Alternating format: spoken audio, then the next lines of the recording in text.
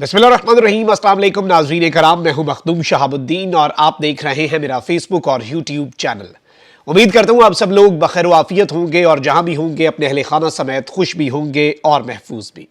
नाज़रीन कराम, बड़ी एक्सक्लूसिव डिटेल्स हैं जो आपके सामने रखनी है। एक जानिब तो रात गए इमरान खान का लंबा छक्का और गेंद जो है वो ग्राउंड से नहीं बल्कि स्टेडियम से बाहर जा चुकी है और फौजी अदालतें जिनमें इमरान खान को ले जाने और इमरान खान को फौजी अदालतों में सजा देने की बातचीत चल रही है। इमरान खान ने ना सिर्फ उस हवाले से खामोशी तोड़ी है बल्कि आर्मी चीफ और जीएचक्यू को एक नया पैगाम पहुंचाया है। ये खिताब बड़ा इंपॉर्टेंट है और इस खिताब के अंदर इमरान खान की बॉडी लैंग्वेज उससे भी ज़्यादा इंपॉर्टेंट है क्योंकि ये अनप्रेसिडेंटेड है। इमरान खान को कभी इतने गुस्से इतने एग्रेशन में शायद ही देखा गया हो। इसके साथ ही साथ हुकूमत ने फौज को बंद गली में धकेल दिया है, यानी कि हुकूमत ने फौज को इस वक्त किस तरह से बंद गली में धकेला है, इस हवाले से एक बहुत बड़ा दावा सामने आया, एक बहुत बड़ा क्लेम सामने आया है। और कुछ दिन पहले वजीर आजम हाउस में वजीर आजम शहबाज शरीफ से एक मुलाकात की पाकिस्तान की एक ताकतवर शख्सियत, ताकतवर तरीन शख्सियत ने, और उस मुलाकात के बाद कुछ चीज़ों के ऊपर फैसला हुआ कि इस तरह से अमल दरामद होगा। लेकिन अब वो इंतजार कर रहे हैं, लेकिन हुकूमत क्यों हिचकिचा रही है और हुकूमत ने क्यों झंडी करा दी है अपेरेंटली इस वक्त, ये बहुत बड़ी खबर है। और ये खबर जो है ये आने वाले दिनों में पाकिस्तान की पूरी पॉलिटिक्स को और पाकिस्तान के पूरे पॉलिटिकल सिनेरियो को भी शेप कर देगी। ये सारी की सारी चीज़ें एक एक करके डिस्कस कर लेते हैं। और इस वक्त सबसे पहले तो ये मामला है कि जो लोग इमरान खान के साथ हैं, जिस तरह से चीज़ें चल रही हैं और उनके साथ जो कुछ हो रहा है, शेर अफजल मरवत साहब हैं और ये इमरान खान साहब के भी लॉयर हैं और ये शहरयार आफरीदी साहब के भी लॉयर हैं और इन्होंने मेरा केस भी लड़ा, बड़े बेहतरीन वकील हैं। इन्होंने एक ट्वीट किया है और एक पूरी इन्होंने थ्रेड में पूरा इन्होंने वाजे किया है मंजरनामा कि ये शहरयार आफरीदी साहब से मिले हैं और क्या मामलात हुए हैं। और इन्होंने कहा कि जी, मुझे जब शहरयार आफरीदी से मैंने मुलाकात की तो मुझे पता चला कि इस्लामाबाद हाई कोर्ट के ऑर्डर्स को वायलेट करते हुए शहरयार आफरीदी को डेथ सेल से निकाल के एक ऐसी बैरक के अंदर डाला गया है जिसमें जो सबसे नोटोरियस डेथ सेल होता है, यानी उससे भी ज्यादा खराब वाला, जिसमें मुमताज कादरी को फांसी से पहले रखा गया था। और इस सब के अंदर उन्होंने कहा कि कोई बाथरूम नहीं है, शहरयार आफरीदी को कोई पिलो कुशन या ऐसी चीज नहीं दी जा रही। और इस सब के अंदर इससे पहले जो वहां पे हैं एड्स और टीबी के पेशेंट्स जो हैं वो उस सेल के अंदर रखे गए थे जिनमें अभी शहरयार आफरीदी साहब को रखा गया है। और इस सब के अंदर इनके जो बड़े भाई हैं उनकी वफात के ऊपर शहरयार आफरीदी बहुत ज़्यादा रंजीदा थे और उनकी ख्वाहिश थी कि एक आखिरी मरतबा वो अपने बड़े भाई को आखिरी मरतबा देख लें जिनकी वफात हुई, लेकिन उन्हें ये नहीं हो सका, उनकी ये ख्वाहिश पूरी नहीं हो सकी। और उन्होंने कहा कि वो आज यानी कि वो कल, ये जो कल का वाकया लिख रहे हैं शेर अफजल मरवत साहब, कहते हैं कि I found him very tense and deeply concerned about the safety of his young daughters and spouse. अपनी छोटी बच्चियों और अपनी बीवी की सेफ्टी के लिए वो बहुत परेशान थे। और उन्होंने कहा कि जी वो उन्हें कहीं पे भी शिफ्ट करना चाहते हैं सिवाय पाकिस्तान के अलावा दुनिया का किसी कोने में वो चले जाएं, बस वो ठीक हैं। और इस सब के अंदर वो फिजिकली वीक भी थे और उन्होंने खान साहब के लिए एक मैसेज भी दिया। और इस सब के अंदर उन्होंने कहा कि जी अभी भी उनका जो लेफ्ट आर्म है वो पैरालाइज्ड है और उनका ब्लड प्रेशर लेवल जो है वो एबनॉर्मली हाई है और वहाँ पे एसेंशियल हेल्थ केयर फैसिलिटीज उन्हें नहीं दी जा रही। और इस सब के अंदर इन्होंने लिखा कि जी 19 और 20 जून इनके केसेस लाहौर हाई कोर्ट का जो रावलपिंडी बेंच है उसने लगाया हुआ है, वो अभी भी लड़ रहे हैं, अभी भी फाइटर है, जंग लड़ रहा है, लेकिन हेल्पलेसनेस जो है उनकी आईज में थी, उनकी आंखों में थी, क्योंकि वो अपनी फैमिली जो है उसकी सेफ्टी के लिए परेशान थे। शेर अफजल साहब ने यह कंफर्म किया है कि शहरयार आफरीदी साहब की अहलिया और उनके बच्चे इस वक्त एक महफूज मकाम पर हैं। बच्चों की तालीम जो है वो डिसकंटिन्यू हो चुकी है और इस सब के अंदर जो कि बहुत ज्यादा वो लड़ रहा है, वो वल्नरेबल है, लेकिन वो उन्होंने ये पैगाम दिया है कि मैं अफरीदियों का जो नाम है वो मैं नीचे नहीं लेके आऊंगा और अफरीदियों का नाम मैं नहीं डुबाऊंगा। और इन्होंने लिखा है कि जब मैं वहां से जा रहा था तो मैंने उन्हें जोर से हग किया, फिर मैंने उनके माथे का बोसा लिया और मैं इस वादे के साथ उनके साथ जेल से निकला हूं कि मैं उन्हें उनकी फैमिली के साथ रीयूनाइट करूंगा। अच्छा, इस सब के अंदर एक जानिब तो ये सब कुछ हो रहा है, वहीं वो दूसरी जानिब फैसल फारूक चीमा है, सरगोदा से, पाकिस्तान तहरीक इंसाफ के एमपी है। इन पर हमने तनकीद भी की जब ये एक वोट के अंदर शामिल नहीं हो सके थे और ये उस वक्त इनके ऊपर वो 3-4 लोगों में इनका नाम आया जब ये पंजाब असम्बली के वोट्स वगैरह हो रहे थे और इन्होंने बाद में अपनी एक्सक्यूज़ ये दी चीमा साहब ने कि जी मैं क्योंकि बाहर था, मैंने जाना था, लेकिन उसके बावजूद मैं इस्लामाबाद से लाहौर आ रहा था, धुंध थी और ये सब कुछ। अब इमरान खान साहब ने इनकी एक फेसबुक पोस्ट है फैसल फारूक चीमा की, वो शेयर किया और इमरान खान साहब ने साथ लिखा है कि पाकिस्तान में जंगल का कानून है और अब जिसके हाथ में लाठी है भैंस भी उसी की है। जिस शर्मनाक अंदाज में चादर और चारदीवारी का तकद्दुस पामाल करते हुए दरो दीवार तोड़कर घरों में घुसा जा रहा है, उन पर छापे मारे जा रहे हैं, कीमती साजो सामान की लूट खसूट के साथ उसे तबाह बर्बाद किया जा रहा है, इसकी हमारे या किसी भी मुहज़्ज़म मुआशरे में कोई नज़ीर नहीं मिलती। इस सिलसिले का बदतरीन पहलू तो यह है कि उन घरेलू मुलाजमीन को मारपीट और कैदोबंद का निशाना बनाया जा रहा है जो अपने बीवी बच्चों का पेट पालने के लिए निहायत मेहनत से रिज़्क़े हलाल का बंदोबस्त करते हैं। मेरी हमशीरा के बावर्ची से दौरान कैद इस कदर वहशियाना सलूक किया गया कि रिहाई के बाद से वो वेंटिलेटर पर है और मौतो हयात की कश्मकश में है। अच्छा, ये इमरान खान साहब ने लिखा। इन्होंने जो पोस्ट शेयर की है फैसल फारूक चीमा की, वो बड़ी दिल खराश सी है और चीमा साहब ने लिखा है कि मेरे सरगोदा घर 2 दफ़ा रेड किया गया और मुलाजमीन को मारा गया, मैंने बर्दाश्त किया। मेरा लाहौर वाला सारा घर तोड़ दिया गया और मुलाजिम को मार मार के बेहोश कर दिया गया और गिरफ्तार कर लिया गया, मैंने बर्दाश्त कर लिया।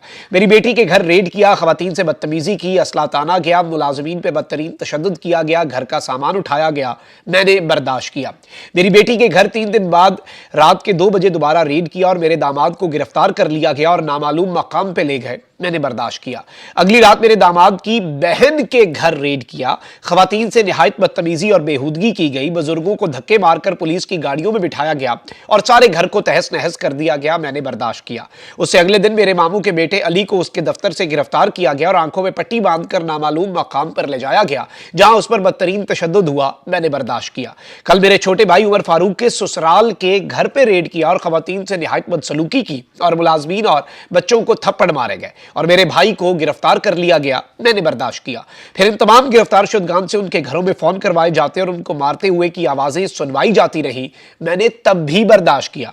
लेकिन जब मेरी फैमिली की खवातीन जिनके बेटे और भाई और अजीज गिरफ्तार थे, उन्होंने मुझे फोन करके कहना शुरू किया कि खुदारा हमारे प्यारों को छुड़ाओ और जो ये लोग कहते हैं इनकी बात मान लो, तब मेरी बर्दाश्त जवाब दे गई और मेरे ख्याल में मेरी जगह कोई भी होता जिसको अपने अजीजों और फैमिली का ख्याल और एहसास होता तो वो यही करता जो मैंने किया। अब ये एक इंतहाई दिल खराश सा वाकया है, दिल खराश सी तफसीलात है, लेकिन अगर ये रियलिटी है तो देखिए दिल टूटता है बतौर पाकिस्तानी। इस तरह से चीज़ें नहीं होती किसी भी पाकिस्तानी के साथ, ये मामलात नहीं होने चाहिए। ये इंतहाई तकलीफ दे, इंतहाई अजियतनाक ये चीज़ें होती हैं और ज़ाहिर बात है कि ये सब मामलात जो हैं ये आपके सामने रखना ज़रूरी थे। अच्छा, खान साहब जो हैं उन्होंने कुछ बातें कही हैं। खान साहब ने कहा है कि मैं तो हर चीज़ के लिए तैयार हूँ, हर दूसरे दिन अदालतों के चक्कर लगाता हूँ, लेकिन इन डाकुओं की तरह मैं मुल्क छोड़कर नहीं जाऊँगा। मैं यहाँ रहकर सारे केसेस लड़ूंगा, मिलिट्री कोर्ट्स में ले गए मैं तब भी लड़ूंगा। एक आदमी को बाहर रखने के लिए इदारे तबाह ना करें, आप इदारों को तबाह कर रहे हैं, आप पूरे निज़ाम को इस वक्त तबाह कर रहे हैं और एक बंदे को बाहर रखने के लिए पूरे मुल्क के साथ खिलवाड़ ना करें। और अगर मुझे मिलिट्री कोर्ट्स में ले गए मैं तब भी लड़ूंगा। और आप जरा इमरान खान साहब की ये बात सुने और जिस तरह से आपने नोटिस करना है बस कि खान साहब ने जिस तरह से टेबल पे हाथ मारा है, ये इमरान खान साहब का वो गुस्सा है जो उनके अंदर है और जाहिर बात है वो फ्रस्ट्रेशन ज्यादा है कि मुल्क के हालात क्यों नहीं ठीक किए जा रहे जानते बूझते हुए। आप जरा ये सुने। तहरीक इंसाफ क्रश हो जाएगी। मैं आपके सामने आज बैठ के मैं ये दावा करता हूं, आप जो मर्जी कर लें, आप तहरीक इंसाफ को नहीं रोक सकते। जी नाज़रीन इकराम, आपने खान साहब का ये क्लिप भी देखा और इसमें खान साहब की जो बॉडी लैंग्वेज है वो भी देखी, लेकिन इस सब के बावजूद इमरान खान साहब ने एक बड़ी मस्बत बात की है कि मैं एस्टैब्लिशमेंट और army chief general Asim Munir से कहता हूं कि अभी भी वक्त है बातचीत करने का। जिस मुल्क जिस तरफ जा रहा है कोई संभाल नहीं सकेगा। मुझे मेरे मुल्क की फिक्र है और मैं अपने मुल्क की खातिर आपके साथ बैठने के लिए तैयार हूँ। ये एक अच्छी ऑफर है, जाहिर बात है सबको बैठ के मामलात को देख लेना चाहिए। ऑब्वियसली दूसरी साइड का अपना मौक़िफ़ है और वो मौक़िफ़ जाहिर बात है डटा हुआ है। अब यहाँ पे कुछ मजीद ऐसे दावे हैं जो बड़े इंपॉर्टेंट हैं और हुकूमत ने फौज को बंद गली में धकेल दिया है, ये इस वक्त एक दावा सामने आ रहा है और इमरान शफकत साहब ने ये दावा किया है और उन्होंने कहा है कि जी कुछ दिन पहले chief of the army staff की मुलाकात हुई प्राइम मिनिस्टर से। उसके बाद chief of the army staff जो है वो जवाब के मुंतज़िर थे, बल्कि जवाब नहीं एक्शन के मुंतज़िर थे, क्योंकि उस मुलाकात के अंदर कहा गया कि जी अब सिविलियन इदारे जो हैं, सिविलियन गवर्नमेंट जो है वो अपना हिस्सा डाले, वो लोगों को अरेस्ट करे, उनकी प्रोसिक्यूशन मजबूत करे और सब कुछ तो आपने करना है, हमने तो सिर्फ अगर किसी की ज़रूरत हुई तो मिलिट्री कोर्ट्स में लेके जाना है और उसके बाद चीज़ें जो है वो आगे बढ़ेंगी। अब कहा यह जा रहा है कि जी मिलिट्री जो है वो इस वक्त एक्शन की मुंतज़िर है वफाकी हुकूमत से, लेकिन एक्शन होता हुआ नज़र नहीं आ रहा। और उस सब के बाद हुआ क्या, जब आर्मी चीफ के साथ मुलाकात हुई, एक करारदाद आई, एक प्रेशर आया और एक स्टेटमेंट आई, इससे ज़्यादा कुछ नहीं आया। और फिर इस सब के बाद खामोशी थी। और इस सब के अंदर इन्होंने ये दावा किया है कि जी फौज इस वक्त पीएम ऑफिस की तरफ देख रही है और पीएम साहब जो हैं वो मुल्क से जा चुके हैं 2 रोज़ा सरकारी बैरून मुल्क दौरे पर। फैसला साज जो हैं वो इंतजार में है कि जी हमने फॉर्मेशन कमांडर्स कॉन्फ्रेंस में जो फैसले किए थे, जो एक एलामिया जारी किया था, उन फैसलों के ऊपर अमल दरामद शुरू हो और हमें ये अमल दरामद शुरू होता हुआ नजर आए। पॉलिटिकल पार्टीज जो हैं इस सब के अंदर ये दावा सामने आया है कि वो इन्हें हाथ नहीं पकड़ा रही और वो इस सब के अंदर कबूतर की तरह जो है वो आंखें बंद करके वक्त गुजारना चाह रहे हैं और बस डंग टपाना चाह रहे हैं। और chief of the army staff और मिलिट्री लीडरशिप का कंसर्न और मुतालबा था कि हमने सब कुछ कर लिया है, कानून अब अपना रास्ता अपनाए। और प्राइम मिनिस्टर जो है उन्होंने खाना पूरी की, उन्होंने सिर्फ करारदाद पास की और करारदाद जो है उसकी औकात कोई नहीं होती, क्योंकि ये एक्ट ऑफ पार्लियामेंट नहीं बल्कि ये एक पॉलिटिकल स्टेटमेंट होती है। और दूसरी साइड को रिक्वायर्ड है कंक्रीट एफर्ट। और इस सब के अंदर जाहिर बात है कि इस वक्त सूरत हाल ये है कि ऑब्वियसली कि जाएं अदालत से, इमरान खान साहब मांगे, केस चलाया जाए, जिस तरह की चीज़ें हो। और इस वक्त जो गवर्नमेंट है उसके वाले से ये कहा जा रहा है कि जी वो मिलिट्री को लॉलीपॉप दे रही है। और इस सब के अंदर इन्होंने ये दावा किया है कि PMLN और पीपल्स पार्टी जो है वो ये नहीं चाहते कि ये दाग जो है ये हम अपने सर लें, और ये अपने सर ही नहीं लेना चाहते कि किसी सियासी जमात के लीडर को अरेस्ट करके फांसी या उम्र कैद जो है उनका मिलिट्री कोर्ट के अंदर ट्रायल करके नहीं बनना चाहते, इस चीज़ का हिस्सा नहीं बनना चाहते और इस सब के अंदर ये वजन नहीं उठाना चाहते। ये बहुत भारी पत्थर है इन्हें लगता है, इसलिए ये आएँ बाएँ शाएँ कर रहे हैं और दूसरी साइड जो है वो इनकी तरफ देख रही है। अब इस सब के अंदर हुकूमत बंद गली में है या फिर हुकूमत ने फौज को बंद गली में लाकर खड़ा कर दिया है, ये फैसला तो आने वाला वक्त करेगा। लेकिन ये दावा, ये क्लेम मैंने आपके सामने रख दिया कि ये किन साहब की जानिब से, और ऑब्वियसली उन्होंने बड़े वसूख से ये क्लेम किया है और वो गवर्नमेंट के भी करीब हैं और जाहिर बात है कि वो इस वक्त मुक्तदा जो है उनके हवाले से भी बड़ी अहम तरीन खबरें जो हैं वो recently in the recent past जो है वो सामने लाए हैं। तो ऑब्वियसली इस वजह से इंपॉर्टेंस जो है वो बात की और ज़्यादा बढ़ जाती है और ऑब्वियसली ये एक बहुत बड़ा कंसर्न भी है। और देखना ये है कि अगर तो ये हाथ कर गए हैं और सारे पॉलिटिकल स्टेक होल्डर्स जो हैं वो एक साइड पे होते जा रहे हैं तो ऑब्वियसली इसमें फिर क्या दूसरी साइड के पास क्या ऑप्शन है। और गवर्नमेंट ये चाह रही है कि जी इंतखाबात जो है उनमें बस जल्दी जल्दी चले, बस ये वाले काम हमने अपने सर नहीं लेना। और ये बात पहले भी सामने आई थी कि नवाज शरीफ साहब ने भी कहा कि PTI पे पाबंदी नहीं लगानी, ये उल्टा गले पड़ेगी चीज़ें और ये जो है हिस्ट्री में बहुत सी चीज़ें जो है वो गलत साइड पर रखी जाएंगी। और देयर इज़ अ रीज़न। अब अगर आप डॉट्स कनेक्ट करें कि आसिफ अली जरदारी साहब ने नवाज शरीफ साहब को दुबई से लंदन कॉल करके कहा कि जहांगीर तरीन से ना मिलना, वरना ये जो एक वो है ना, देखिए हमारे ऊपर ही हमारे अल्टरनेट के तौर पर तो ये ग्रुप तैयार किया गया है और ये गैर जमहूरी ग्रुप सा है, तो जाहिर बात है हम अपनी जमहूरियत की जो स्ट्रगल है उसे जारी रखें। ये इनका मौक़िफ़ था, तो बड़ा इंपॉर्टेंट मौक़िफ़ था। अपना बहुत ख्याल रखें। अल्लाह निगहबान। पाकिस्तान जिंदाबाद।